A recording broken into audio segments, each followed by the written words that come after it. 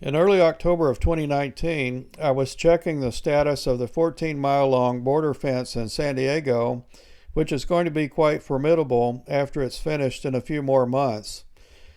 There will be an 18-foot-high primary fence facing Tijuana on the right here in this photo, and a 30-foot secondary fence behind it seen on the left. The gap at the top of the hill is a place for a gate to be installed later. Some parts of the fence you can't see unless you're on the Mexican side, as here. The view may be blocked, and the Border Patrol sometimes won't let you get close enough. So I came across this man on the Tijuana side with a hand pump pressurized can spraying the bottom of the fence. The question is why? The only thing that makes sense to me is that this must be some kind of corrosive liquid, and he's hoping to accelerate the corrosion.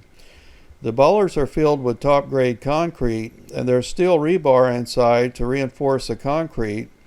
If this is what he's doing, it wouldn't seem likely to work very well. Maybe a viewer has a better explanation. I measured the fence on my screen with a caliper, and it appears to be about 25 feet tall here relative to this man's height. This must have been a prime smuggling area in the past, and CBP apparently made this part of the primary fence extra high. Including the 15-foot concrete base, the total height in this ravine is about 40 feet. These are bollards before installation. You can see the two rods of rebar welded inside to reinforce the top-grade concrete that is poured into it after installation.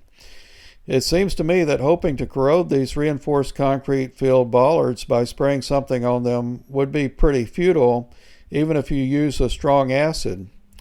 The smugglers can be pretty resourceful, though, so I would not underestimate them.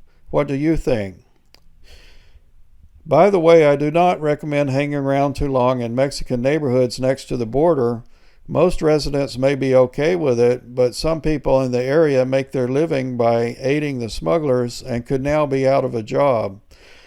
They could take it personally if they think you approve of the new fence. This man on the fence may be working for the local smugglers. I just happened to see it as I was driving and stopped there for a minute to take video from my car and then left.